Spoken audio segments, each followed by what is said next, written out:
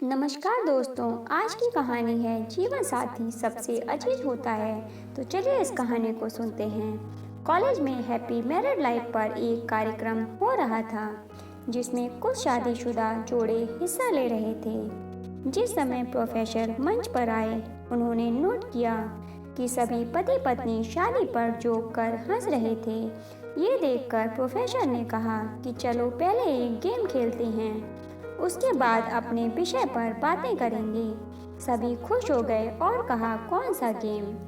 Professor ने एक married लड़की को खड़ा किया और कहा कि तुम ब्लैक बोर्ड पे ऐसे 25-30 लोगों के नाम लिखो जो तुम्हें सबसे अधिक प्यारे हों। लड़की ने पहले तो अपने परिवार के लोगों के नाम लिखे, फिर अपने सगे संबंधी, दोस्तों, पड़ोसी और सहकर्मियों के नाम लिख दिए। अब प्रोफेसर ने उसमें से कोई भी कम पसंद वाले 5 नाम मिटाने को कहा। लड़की ने अपने सहकर्मियों के नाम मिटा दिए। प्रोफेसर ने और 5 नाम मिटाने को कहा। लड़की ने थोड़ा सोचकर अपने पड़ोसियों के नाम मिटा दिए। अब प्रोफेसर ने और 10 नाम मिटाने को कहा। लड़की ने अपने सगे संबंधी और दोस्तों के नाम मिटा दिए। अब बोर्ड पर सिर्फ 4 नाम बचे थे, जो उसके मम्मी पापा, पति और बच्चे का नाम था। अब प्रोफेसर ने कहा, इसमें से और 2 नाम मिटा दो। लड़की असमंजस में पड़ गई। बहुत सोचने के बाद, बहुत दुखी होते हुए उसने अपने मम्मी पापा का नाम मिटा दिया। सभी लोग स्तब्ध और शांत थे, क्योंकि वो जानते थे कि ये गेम सिर्फ वो लड़की ही नहीं खेल रही थी, उनके दिमाग में भी यही सब चल रहा था। अब सिर्फ 2 ही नाम बचे थे, पति और बेटे का। प्रोफेसर ने कहा, और एक नाम मिटा दो। लड़की अब सहमी सी रह गई। बहुत सोचने के बाद रोते हुए अपने बेटे का नाम काट दिया।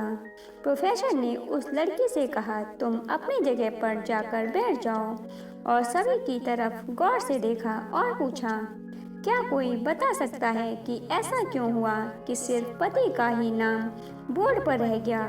कोई जवाब नहीं दे पाया। सभी मुंह लटका कर बैठे थे। प्रोफेसर ने फिर उस लड़की को खड़ा किया और कहा, ऐसा क्यों? जिसने तुम्हें जन्म दिया और पाल पोस कर इतना बड़ा किया, उनका नाम तुमने मिटा दिया। और तो और तुमने अपनी कोख से जिस बच्चे को जन्म दिया, उसका भी नाम तुमने मिटा दिया।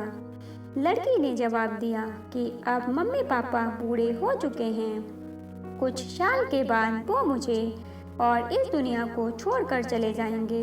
मेरा बेटा जब बड़ा हो जाएगा तो जरूरी नहीं कि वो शादी के बाद मेरे साथ ही रहे, लेकिन मेरे पति जब तक मेरी जान में जान है, तब तक मेरा आधा शरीर बनके मेरा साथ निभाएंगे।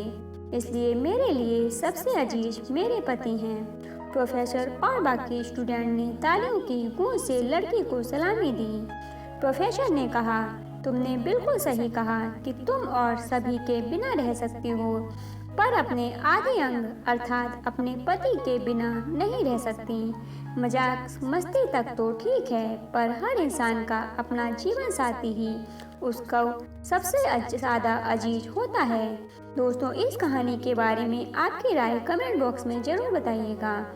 कहानी अच्छी लगी हो तो लाइक और शेयर कीजिएगा। ऐसे ही अन्य कहानियों को सुनने के लिए चैनल को सब्सक्राइब कर लीजिएगा।